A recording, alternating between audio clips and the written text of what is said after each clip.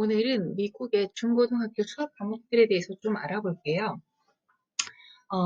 제가 처음에 미국에 와서 교사를 하려고 했을 때, 일단 미국에서 어떻게 돌아가는지를 알아야 하니까, 그래서 참관 학습을 좀 해봤어요. 초등학교를 가봤고, 그랬는데, 많이 다르더라고요. 그리고 중고등학교는 비슷한 점도 있고 좀 다른 점도 있긴 했지만, 제가 처음에 약간 문화 충격일 정도로 크게 달랐던 점은 초등학교는 이렇게 종을 울리는 시간이 없이 그냥 교사가 하루 종일 아이들을 데리고 있으면서 알아서 한 40분쯤 뭘 하다가 얘들아 이제 다음 거 할 시간. 그래서 뭐 수학을 하다가 영어를 하다가 이런 식으로 계속 바꿔주더라고요. 그리고 쉬는 시간이 따로 없어서 아이들이 뭐 화장실에 가고 싶으면 손을 들고 한 명씩 갔다 오는 그래서 홀 패스라는 게 있었고요. 어, 조금 지역이 약간 부유하지 않아서 약간 행동에 문제가 많을 경우 그런 학교는 아예 화장실을 두 학급을 묶어서 화장실 하나 공유한다든가 하는 식으로 해서 화장실을 되게 많이 만들어줬어요. 그렇게 함으로써 아이들이 복도에 나가서 혼자 돌아다니는 일이 없도록 줄일 수 있도록 그것이 참 신기했었고 중고등학교를 갔을 때는 아이들이 완전히 대학교 때처럼 교실과 교실을 이동하는 그리고 그 이동 시간이 너무너무 짧았어요. 제 기억으로는 대학 때 한 10분쯤은 있었던 것 같은데 이 아이들은 5분밖에 안 주는 거예요. 왜냐하면 그 5분 사이에 여러 가지 일어날 일이 있는데 그거를 만약에 10분에 줬다 하면은 화장실 다 가고도 시간이 남잖아요. 그래서 어떤 싸움이 일어날 수도 있고 다툼이 일어날 수도 있고 사고가 일어날 수도 있고. 그래서 5분이라는 시간 내에 아이들은 화장실도 빨리 가고 다른 과목으로 이동을 해야 돼요. 그래서 많은 아이들이 화장실을 사실은 못 가거든요. 그래서 또 수업 시간에 손을 들고 화장실을 간답니다. 그래서 만약에 어떤 선생님이 수업 시간 싫으면 계속 손을 드는 거예요. 저 화장실 갈래요. 그러면 초짜 교사거나 아이들을 잘 꿰뚫어보지 못하는 선생님들은 다 보내주겠죠. 근데 저도 어느 정도 지나고서 요령이 생겼어요.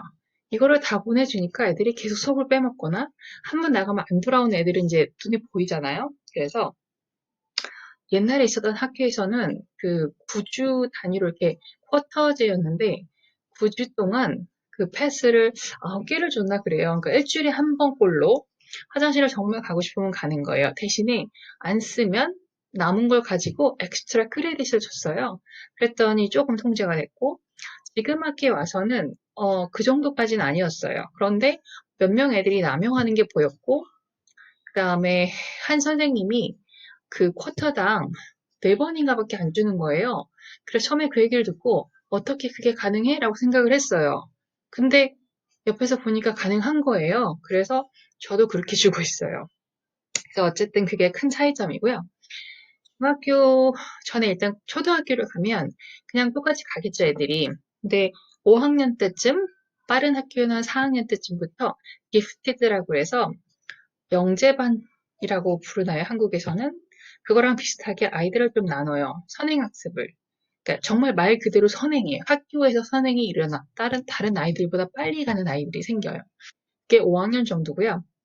그래서 만약에 이사를 간다고 할 때 4학년이나 5학년은 굉장히 안 좋은 시기예요. 그 시기에 이사를 갔다가는 그 기프티드 안에 들어갈 수 있는 기회를 다 놓쳐버리거든요. 그래서 약간 빨리 가는. 근데 그래서 제가 처음에 들었던 느낌이 영재반이라는 게 그냥 빨리 가는 거가 다야? 라는 질문이 들었거든요. 사실 영재는 빨리빨리 남보다 빨리 배워서 끝내는 게 아니라 왜냐면 12학년까지 다 갈 거니까 그거보다는 enrichment이라고 해서 좀 여러 가지 다양하게 배우는 게 깊이 있게 배우는 게 영재반 아니야? 라는 생각이 들었었거든요. 그런데 그게 중학교나 중학교 중반부터 조금 바뀌기 시작을 해요.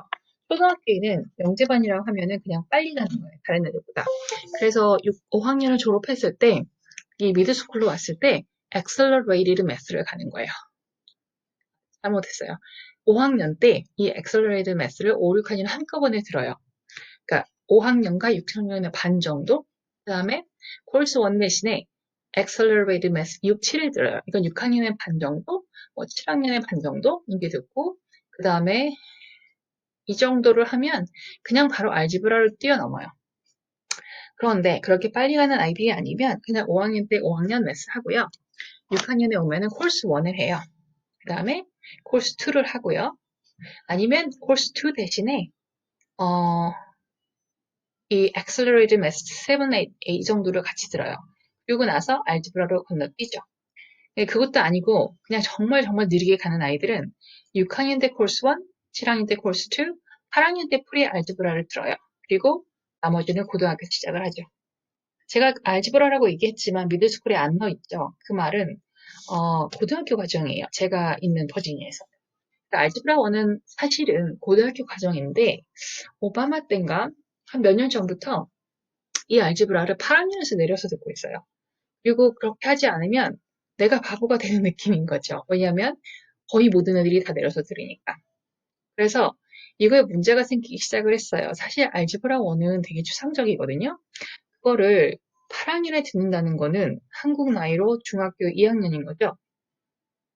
미국 애들은 말은 되게 잘해요. 논리 잘 모르겠지만 뭐 잘하는 애도 있지만 말은 되게 잘하고 말과 관련된 소셜 사이언스랑 관련된 건 되게 잘하는데 한국 애들보다 훨씬 평균적으로.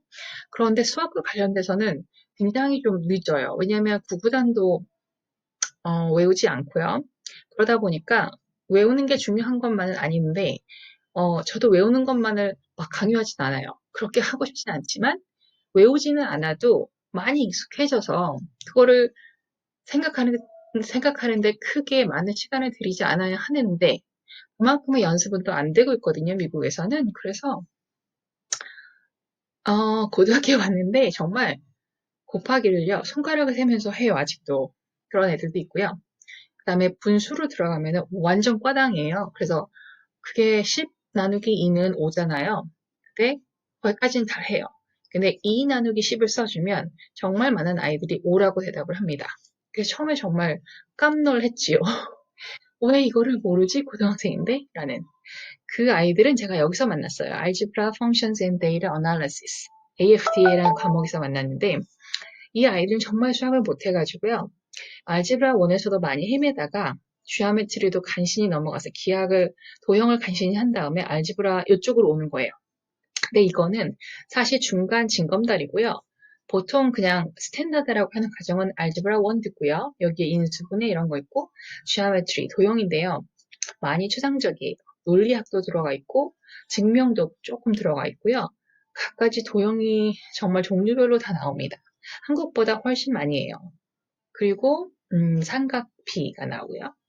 원의 방정식, 그 다음에 원에서 호랑 뭐 이런 거 저런 거 공식도 좀 많이 나와요. 그리고 나서 알지브라 2 넘어가고요. 알지브라 2에서는 보통 가는 길이라면 그냥 어느 정도 잘하는 아이들이면 요 math analysis 이게 프리캘큘러스예요. 이거를 듣든지 아니면 advanced algebra tric를 듣든지 둘 중에 하나를 듣든지 하고 캘큘러스로 넘어갑니다. 캘큘러스 미적분에는 AB랑 BC 두 종류가 있고요.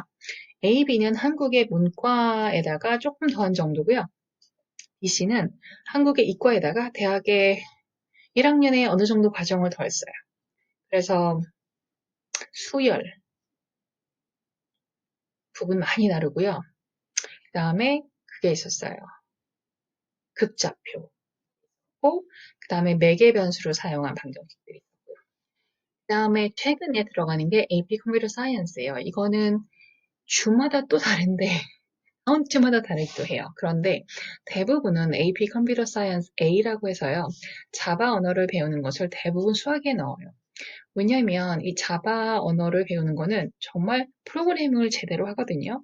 정말 대학교 1학년에 가서 첫 한 학기를 들었을 때 그 정도의 수준으로 요구하기 때문에 수학으로 넣고요. 그런데 되게 신기한 건 그 나머지 그 컴퓨터 사이언스 과목들은 수학으로 취급을 안 하고 CTA라고 정보, 무슨 직업 이런 쪽으로 취급을 해줘요. 이유가 다른 언어들은 사실 자바만큼 배우기 어렵지 않거든요. 자바스크립트나 파이썬이나 이런 거는 좀 많이 쉬워서 사실 대학에서는 별로 쳐주지 않아요. 그리고 좀 어려운 언어가 C++인데 그거는 또 다바 뒤에 배워야 되는 그런 거라서 대부분의 카운티에서는 AP 컴퓨터 사이언스 A 자바는 수학이고요. 나머지는 다 시티 쪽이에요. 그러면 이거는 버지니아 얘기고요. 한 오바마 때였는가 커먼 코어가 나왔어요. 이 전국의 학교들이 그 다음에 학군들이 주들이 다 다르게 이런 것들을 배치를 해놓은 거예요. 이름도 달라요, 설마. 하면 이 math analysis를 처음에 제가 듣고서 이게 도대체 뭔가 했어요.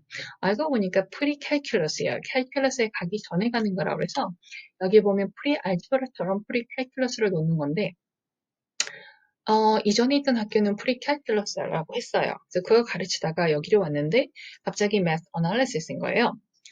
그리고 또 다른 옆에는 또 학교는 trigonometry라고 불러요. 그러니까 이름을 다 다르게 부르는 거예요. 그것도 좀 헷갈렸고.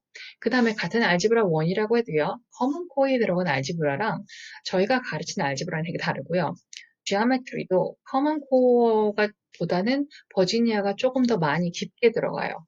그래서 좋은 말로는 깊게 들어가는 거지만 안 좋은 말로는 너무 많이 하는 것도 있어요. 그래서 왜냐하면 이 많은 아이들이 이 수업을 듣고 생각하는 능력을 배워야 되는 거지 너무너무 많은 내용을 가지고 가볍게 넘어가기보다는 사실은 좀 내용을 줄이더라도 깊이 있게 들어가서 생각하는 힘을 기르고 도형을 볼 때 그 공간적으로 사고할 수 있는 힘을 길러야 하는데 이걸 너무 많이 배우다 보니까 각각의 그 주제를 간단간단하게 넘어가고 깊게 설명도 안 하고 그다음에 문제풀이식으로 가게 되는 거예요, 나중에. 그래서 하여튼 그래서 그때 커먼 코어가 나왔어요.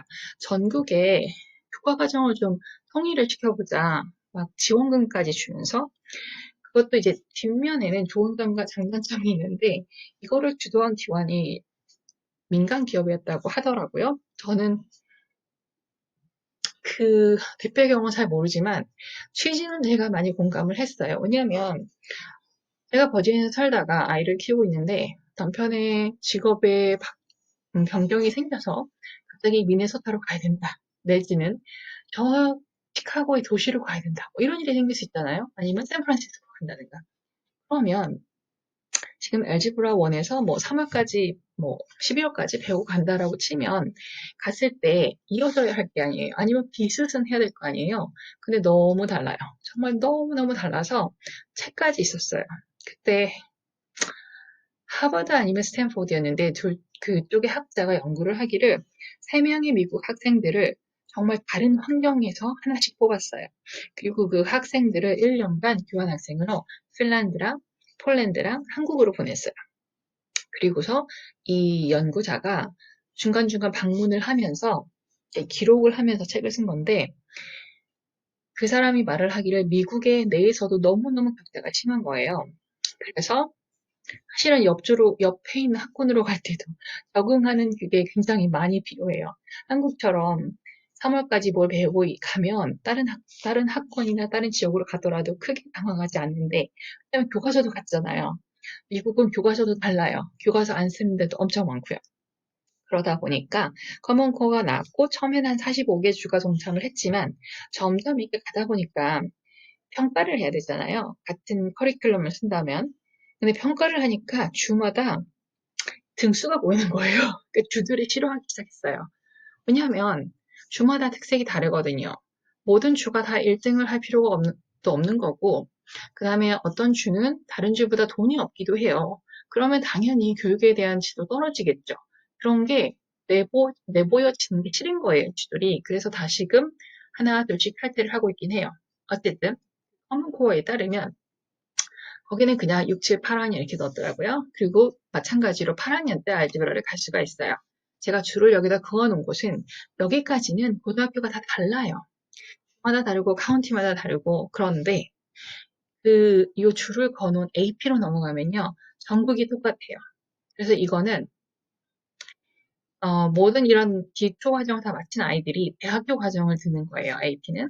그래서 AP Statistics는 통계학인데 대학교 1학년 과정에 통계학 한 학기, 그다음에 AP는 AB를 들으면 1학기 정도, BC까지 들으면 2학기 정도까지.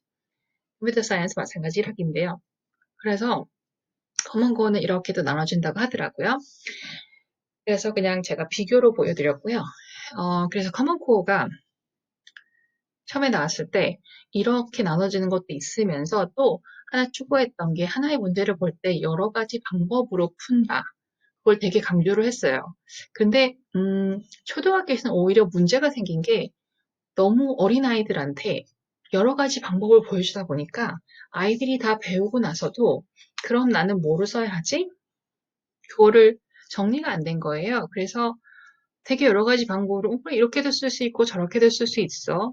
그런데 그게 충분히 연습이 되지 않은 상태에서 하나를 골라서 최종적으로 연습을 많이 해줘야 되는데 아이들이 집에서 따로 연습을 많이 하는 것도 아니고 학교에서는 여러 가지 방법을 보여주고 그래서 오히려 부모랑 학생들을 헷갈리게 한다라는 얘기도 좀 있었어요.